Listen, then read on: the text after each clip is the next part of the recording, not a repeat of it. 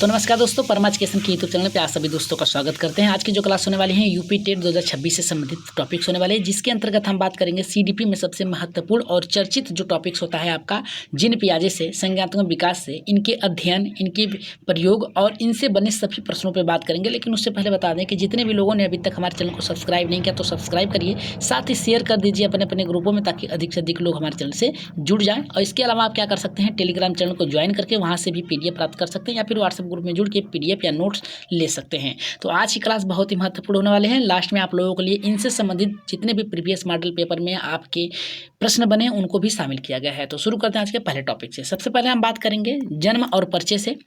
जिन पियाजे का पूरा नाम, जो इनका जो पूरा नाम था जिन पियाजे था, यानी जिन पियागेट था। इनका जन्म जो हुआ था 9 अगस्त 1896 को स्विट्जरलैंड में हुआ था। वहीं पे अगर इनकी मृत्यु की बात करें तो इनकी मृत्यु जो होती 16 सितंबर 1980 जिनेवा स्विट्जरलैंड में ही हुआ था, यानी स्विट्जरलैंड के निवासी थे। स्विट्जरलैंड में ही इनका जन्म हुआ था 1896 में, और इनकी मृत्यु 1890 16 सितंबर को हुआ था जिनेवा यानी स्विट्जरलैंड में। इनकी व्यवसाय की अगर बात करें तो व्यवसाय इनका था मनोवैज्ञानिक थे, ये जिन यहाँ पे जीव वैज्ञानिक थे, यानी किस प्रकार से जीवों का विकास होता है, किस प्रकार से इन्होंने अध्ययन किया था, उसकी संपूर्ण जानकारी यहाँ पे है।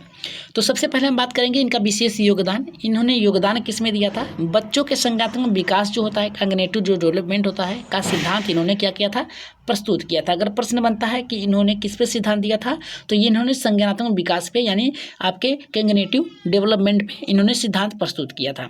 वहीं पे अगर हम बात करें पियागेट के, जो कॉग्निटिव डेवलपमेंट थ्योरी का इन्हें जनक भी माना जाता है। याद रखिएगा, जिन पियाजे को कॉग्निटिव डेवलपमेंट यानी यहाँ पे संज्ञानात्मक विकास के जनक भी इनको माना जाता है। इसके अंतर्गत इन्होंने देखा कि किस प्रकार से बालक का विकास होता है और किस प्रकार से वो सोचते हैं, समझते हैं और थिंकिंग करते हैं। नेक्स्ट यहाँ पे कह रहा है हमारे यहाँ पे दूसरा टॉपिक से यहाँ पे एक्सपेरिमेंट यानी प्रयोग। प्रयोग के अंतर्गत इन्होंने क्या जाना उसके बारे में भी थोड़ा सा जान लेते हैं। फिर इसके बाद अगर आप प्रश्न सॉल्व करेंगे तो आप लोग बेहतर तरीके से उत्तर देख पाएंगे। तो यहाँ पे जो पियागेट थे, इन्होंने बच्चों के गहन अध्ययन किया था। इन्होंने बच्चों में तार्किक प्रश्न पूछे। याद रखिएगा, इन्होंने बच्चों से क्या किए, तार्किक प्रश्न पूछे, चित्र दिखाए और छोटे छोटे समस्या समाधान के प्रयोग भी करवाएं। यानी किस प्रकार से वो सोच कर समझ कर उस प्रयोगों में ये अपना योगदान देते हैं, या फिर कह सकते हैं किस प्रकार से चीज़ों को सीखते हैं। इन्होंने बच्चों के सोचने समझने की त्रुटियां और सीमाओं को देखा कि किस प्रकार से त्रुटि करके बालक सीख रहे हैं। साथ में इनके प्रयोग में इस पर आधारित थे, इनका प्रयोग जो था इस पर आधारित था कि बच्चा कैसे सीखता है, न कि क्या सीखता है। यानी किस प्रकार से वो सीखने का प्रयास कर रहा है, न कि सीखा क्या है। क्या सीखा है ये पहली बात है, मतलब क्या है वो सीख चुका है, लेकिन उन्होंने ये देखा कि कैसे सीखता है किसी चीज़ों को, इस पर इन्होंने प्रयोग अधिक किया। वहीं पे अगर हम नेक्स्ट टॉपिक की बात करें सिद्धांत की, तो सिद्धांत से आपके प्रश्न बनेंगे 2। याद रखिएगा, चाहे सीटेट हो चाहे यूपी टेट हो, इन दोनों में इनके सिद्धांत से कम 2 नंबर बनेंगे।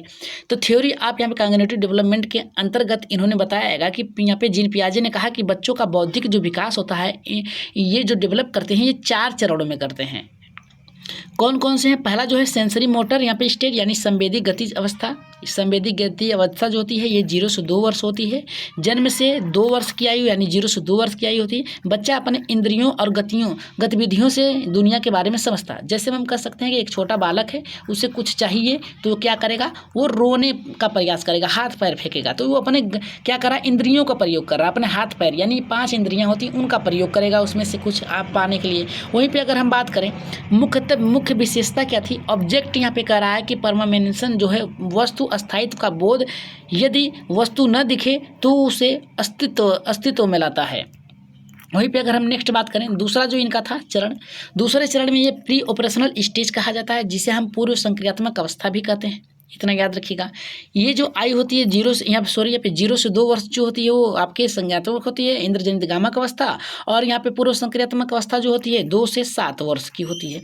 इसके अंतर्गत बालक का क्या क्या विकास होता है थोड़ा सा देख लीजिए। 2 से 7 वर्ष के अंतर्गत बालक में भाषा विकास का यहाँ पे विकास होता है, कल्पना शक्ति का विकास होता है, बच्चा आत्म केंद्रित यानी क्या करता है, ईगो सेंट्रिक होता है, और यहाँ पे तर्क शक्ति विकसित नहीं होती यानी तर्क नहीं कर पाता है, केवल क्या करता है, भाषा का विकास होता है, कल्पना शक्ति यानी कल्पनाओं में खोया रहता है, उसमें भेद नहीं कर पाता है, बच्चा आत्म केंद्रित होता है। वहीं पे कह रहा है कि इसके अंतर्गत जो संरक्षण होता है उसका बोध नहीं हो पाता है, जैसे पानी को अलग आकार के गिलास में डालने पर बच्चा मात्रा बदलने का भ्रम कर लेता है। अगर वहीं पे नेक्स्ट अगर हम बात करें, नेक्स्ट जो है आपका यहाँ पे तीसरा जो कि बहुत ही महत्वपूर्ण है, यहाँ से आपके 2 प्रश्न बनेंगे। ये प्रश्न हमेशा पूछता है। ठोस और संक्रियात्मक अवस्था, ये जो आयु होती है 7 से 11 वर्ष की होती है। कितनी होती है? 7 से 11 वर्ष की होती है। इसमें वस्तु की बच्चा क्या करता है? ठोस वस्तुओं और तार्किक सोच करता है। मतलब ये है कि वस्तु को देख कर, याद रखिएगा, कोई वस्तु है, मान लीजिए ये एक पत्थर है, इस पर बालक क्या करता है? विचार कर लेता है, यानी सोच लेता है। यह वस्तु को होने पर उस पर विचार कर लेता है। ये ठोस संक्रियात्मक अवस्था के अंतर्गत, या फिर कह सकते हैं मूर्त संक्रियात्मक अवस्था, इसे मूर्त संक्रियात्मक अवस्था भी कहा जाता है, इसके अंतर्गत आता है। इसमें ईगो, यहाँ पे सेंट्रिज्म जो होता है उस वो कम होता है, यानी बालक में, याद रखिएगा। इसके अंतर्गत क्या क्या आता है? जो ठोस संक्रियात्मक अवस्था होती है 7 से 11 वर्ष की होती है। इसमें वस्तु को ठोस तार्किक वस्तु को सोचना विचारना प्रारंभ कर देता है। वर्गीकरण, याद रखिए, संरक्षण और वर्गीकरण, क्रमबद्धता का बोध हो जाता है।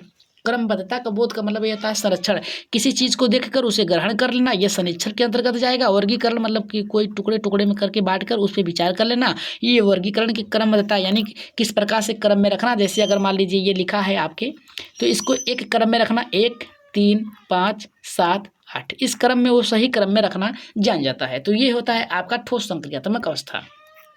अगर यहाँ पे चौथे स्टेज की बात करें तो चौथे स्टेज जो होता है ये फॉर्मल ऑपरेशनल स्टेज होता है, जो कि औपचारिक संक्रियात्मक अवस्था भी कहा जाता है। ये जो है 11 से ऊपर होता है। क्या है? 11 वर्ष से ऊपर की अवस्था में होती है। इसे अमूर्त संक्रियात्मक अवस्था भी कहा जाता है। काल्पनिक, यहाँ पे काल्पनिक सोच को विकसित कर लेता है, अब्स्ट्रैक्ट कर लेता है बालक, याद रखिएगा। और इसके अंतर्गत बालक जो है वस्तु हो तब भी विचार करता है, वस्तु न हो तब भी विचार कर लेता है। समस्या समाधान और वैज्ञानिक दृष्टिकोण आ जाता है। ये लास्ट स्टेज होती है 11 वर्ष से ऊपर जो होती है, तर्क के आधार पे बालक सोचता है। इसमें वैज्ञानिक दृष्टिकोण भी कहा जाता है, इसे है। वहीं पे अगर नेक्स्ट हम चरण की बात करें, मुख्य निष्कर्ष क्या है इनके? मुख्य निष्कर्ष के अंतर्गत बच्चा केवल जानकारी का भंडारण नहीं करता, बल्कि अपना ज्ञान स्वयं निर्मित कर लेता है। ये मुख्य निर्देश इनके निष्कर्ष थे। वहीं पे कह रहा है हमारे यहाँ पे संज्ञानात्मक विकास जो वयस्कों के निर्देशन से नहीं बल्कि बच्चे के अपने अनुभव और वातावरण की सहभागिता से होती है। यानी सहभागिता, यानी वातावरण की सहभागिता के कारण ही इसमें क्या होता है, वयस्क यहाँ पे बच्चे में अनुभव और आ जाता है। वहीं पे यहाँ पे नेक्स्ट कह रहा है कि बच्चों की सोच अलग अलग होती है, वह चरणबद्ध, यहाँ पे कह रहा है चरणबद्ध रूप से क्या करता है, विकसित करता है, यानी एक एक क्रम में आगे बढ़ जाता है। तो आपने देखा इनके मुख्य निर्देश में केवल जानकारी का भंडारण नहीं, बल्कि अपनी स्वयं के तार्किक सोच को विकसित करता है, ज्ञान को विकसित करता है। संज्ञानात्मक विकास में वयस्कों के निर्देश से नहीं, बल्कि बच्चे अपने अनुभव और वातावरण से सीखते हैं। ये भी प्रश्न आपके बन सकते हैं। वातावरण और अनुभव से सीखते हैं बालक, ये किसका निष्कर्ष है? तो जिन पियाजे का है। ठीक, चलिए आगे बढ़ते हैं। यहाँ पे नेक्स्ट टॉपिक जो है आपका महत्वपूर्ण बिंदु की बात करेंगे। की थर्म आप यहाँ पे पियागेट के बारे में देखिए। आत्मसात क्या होती है? आत्मसात नई जानकारी को पुरानी स्कीमा में फिट करना, यानी जो पुरानी जानकारी है उसमें नई जानकारी को जोड़ लेना, ये आत्मसात होगा। आत्मसात का मतलब होता है उसको साटना, इतना याद रखिएगा। साटना मतलब क्या है? किसी को जोड़ना। आत्मसात आ जाएगा तो जोड़ लेना, याद रखिएगा। अनुकूलन करना, अनुकूलन क्या होता है? नई जानकारी के अनुसार स्कीमा में बदलाव। मान लीजिए यहाँ पे एक सेव है, वो पहले रेड था, बालक जानता था कि केवल रेड ही होता है, लेकिन बाद में पता चला कि रेड के साथ कई तरह के और भी सेव आते हैं, तो वो क्या करता है, इस नई जानकारी में इसको भी धारण कर लेता है और बदलाव कर देता है। तो ये होता है आपका नई जानकारी में के अनुसार स्कीमा में बदलाव, यानी पहले की जानकारी को हटा देना। ठीक, हटा क्या देना, उसमें रहेगा लेकिन इसको जोड़ लेना।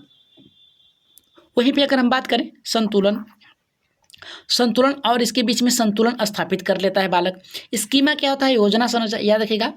योजना और संरचना होती है, मानसिक संरचना, और जिसमें बच्चे के अनुभवों को व्यवस्थित करना होता है। तो सबसे महत्वपूर्ण आपके टॉपिक जो बनेंगे आत्मसात से, अनुकूलन से। ठीक है, यहाँ से आपके प्रश्न 1 बनेंगे, इतना याद रखिएगा। नई जानकारी को पुरानी स्कीमा में फिट करना, यानी जोड़ लेना, यानी आत्मसात मतलब साटना, और अनुकूलन मतलब जोड़ना, इतना याद रखिएगा।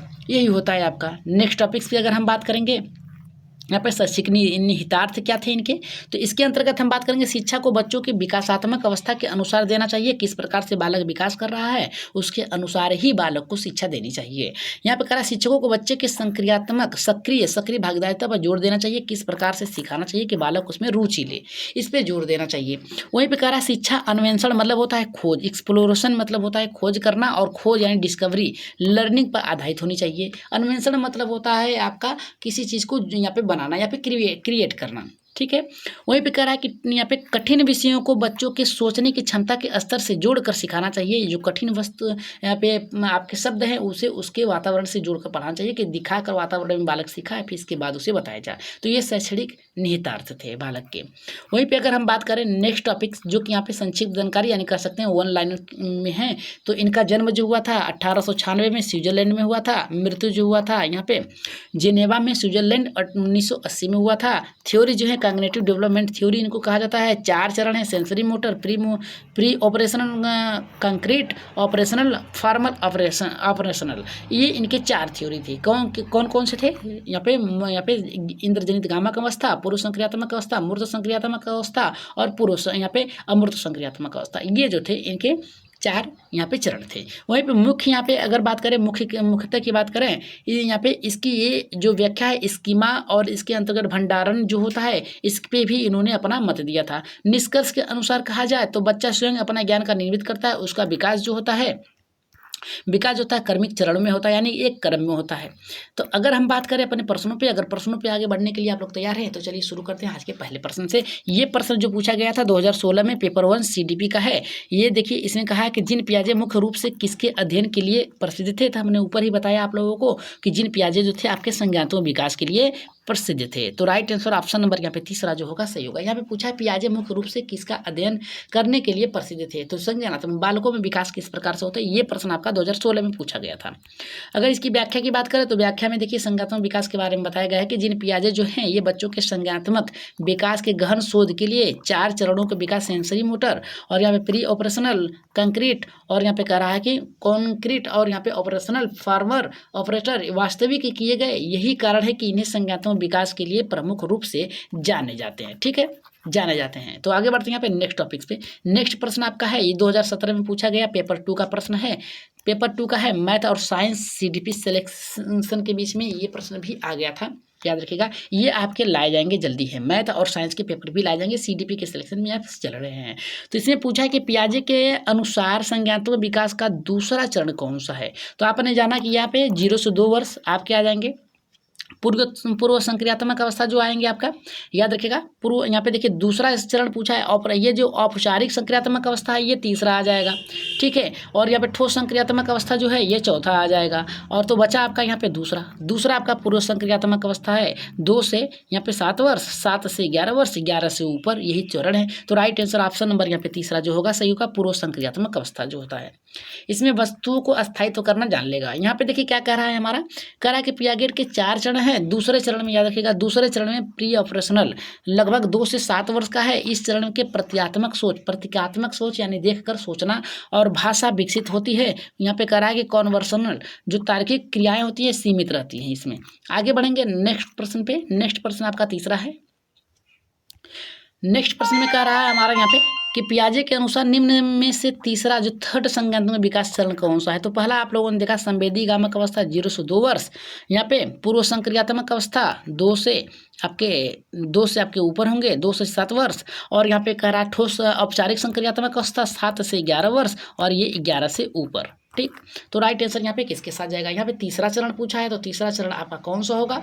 तीसरा चरण जो होगा औपचारिक संक्रियात्मक अवस्था होगा। राइट आंसर तीसरे का जो होगा आपका, सॉरी यहाँ पे तीसरा पूछा है ना, तो ये पहला होगा, दूसरा तीसरा ठोस संक्रियात्मक अवस्था होगा। जितने भी लोगों का आया यहाँ पे दूसरा एकदम सही होगा, ठोस यहाँ पे संक्रियात्मक अवस्था होगा। आगे बढ़ते हैं यहाँ पे नेक्स्ट टॉपिक पे। उससे पहले इसकी क्या है क्रियाएं उसको देख लेते हैं। लगभग 7 से 11 वर्ष जो होता है इस चरण में बच्चा जो होता है यहाँ पे क्लासिफिकेशन जो होता है सीरियस हो जाता है, क्षमताएं दिखाती है और तर्कशील होता है और अमूर्त ऑब्जेक्ट को सीमित रख लेता है, यानी उसको देख कर वो क्या करना, सोचना विचारना शुरू कर देता है। अगर हम बात करें चौथे प्रश्न पे तो चौथा है ऑब्जेक्ट, यहाँ पे कह रहा है कि परफॉर्मेंस की अवधारणा किस अवस्था में विकसित होती है। तो यहाँ पे कह रहा पूर्व संक्रियात्मक अवस्था, ठोस संक्रियात्मक अवस्था, संवेदी गति अवस्था और चौथा कह रहा है कि औपचारिक संक्रियात्मक अवस्था। तो राइट आंसर यहाँ पे किसके साथ जाएगा, चौथे का। जल्दी से यहाँ पे इसकी आंसर दीजिए। ऑब्जेक्ट यहाँ पे कह रहा है कि परमानेंस जो होता है इसका जो अवधारणा है किस अवस्था से है, तो ये जो आपका जाएगा संवेदी पेरिगामक अवस्था, क्योंकि इसमें इंद्रियों के द्वारा प्रयोग करता है, इसका मतलब होता है इंद्रजनित गामक अवस्था। राइट आंसर आपका ऑप्शन नंबर यहाँ पे तीसरा सही होगा। चलिए आगे बढ़ते हैं। यहाँ पे इसकी व्याख्या की 0 से 2 वर्ष के बच्चों को यह समझ आता था कि वस्तु न दिखने पर वो अस्तित्व में है, याद रखिएगा। आगे बढ़ रहे हैं यहाँ पे 5वें प्रश्न पे। तो 5वां प्रश्न हमारा कह रहा है कि बच्चा आत्म केंद्रित कह रहा है कि आत्म केंद्रित किस अवस्था में होता है। पहला कह रहा है हमारे यहाँ पे संवेदी गतिज अवस्था, दूसरा कह रहा है कि पूर्व संक्रियात्मक अवस्था, तीसरा कह रहा है ठोस संक्रियात्मक अवस्था, चौथा कह रहा है कि औपचारिक संक्रियात्मक अवस्था। आत्म केंद्रित की बात किया है, याद रखिएगा, आत्म केंद्रित की बात किया है, तो इसमें तो बालक आत्म केंद्रित होगा नहीं 0 से 2 वर्ष में। पूर्व संक्रियात्मक अवस्था इसमें आत्म यहाँ पे होगा 2 से 7 वर्ष। ठोस संक्रियात्मक अवस्था 7 से 11 वर्ष। और यहाँ पे औपचारिक संक्रियात्मक अवस्था आपका जो जाएगा ये आपका 11 से ऊपर जाएगा। तो यहाँ पे राइट आंसर जितनी भी लोगों का आया है पूर्व संक्रियात्मक अवस्था, सॉरी यहाँ पे पूर्व संक्रियात्मक अवस्था आपका जो होगा सही होगा। 5वें का राइट आंसर जो जाएगा आपका दूसरे के साथ जाएगा। आगे बढ़ रहे हैं यहाँ पे इसकी व्याख्या में। 2 से 7 वर्ष बच्चा आत्म केंद्रित होता है, दूसरों का दृष्टिकोण नहीं समझ पाता है। वहीं पे अगर हम बात करें 7वें प्रश्न की, तो 7वां प्रश्न कर रहा है कि यहाँ पे कंसर्वेशन जो होता है समझ विकसित अवस्था आती है किस वर्ष में, किस अवस्था में, तो पूर्व संक्रियात्मक अवस्था में, संवेदी गतिज अवस्था में, ठोस संक्रियात्मक अवस्था में, औपचारिक संक्रियात्मक अवस्था में। तो छठे का जो राइट आंसर जाएगा ठोस संक्रियात्मक अवस्था में जाएगा। तीसरा ऑप्शन यहाँ पे सही होगा आपका। वहीं पे अगर हम व्याख्या की बात करें 7 से 11 वर्ष में बच्चा जो होता है द्रव्यमान, आयत, संख्या आदि के संरक्षण समझने लगता है। अगर हम बात करें आज की क्लास का लास्ट प्रश्न जो कि आप लोगों के लिए रखा गया है, इसका आंसर आप लोग कमेंट बॉक्स में देंगे। कह रहा अमूर्त एवं काल्पनिक चिंतन किस अवस्था की विशेषता है। संवेदी गतिज, पूर्व संक्रियात्मक अवस्था, ठोस संक्रियात्मक अवस्था, औपचारिक संक्रियात्मक अवस्था। इसका पहला सही होगा, दूसरा सही होगा, तीसरा या फिर चौथा, पहला, दूसरा, तीसरा या फिर चौथा।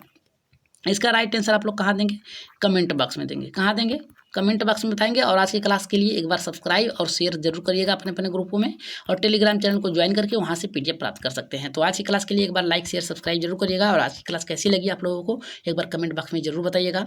और जाते जाते सभी लोग बताइएगा कि आज की क्लास कैसी लगी आप लोगों के लिए, क्योंकि संज्ञानात्मक विकास से जितने भी टॉपिक्स थे उसको आज खत्म कर दिया गया है। अगली टॉपिक्स आपको जल्द ही देखने को मिलेगी बहुत ही बेहतर तरीके से, क्योंकि वहाँ से आप लोग देखेंगे कि किस प्रकार से प्रश्नों को सॉल्व किया जाता है, यूपी टेट में अच्छे नंबर कैसे लाए जाएँ। तो आज के लिए इतना ही। जिन पियाजे टॉपिक्स फर्स्ट था ये, आज की क्लास अगर बेहतर लगी हो तो सब्सक्राइब जरूर करिएगा सभी लोग। तो जाते जाते एक बार लाइक शेयर सब्सक्राइब जरूर करिएगा। तो आज के लिए इतना ही, धन्यवाद।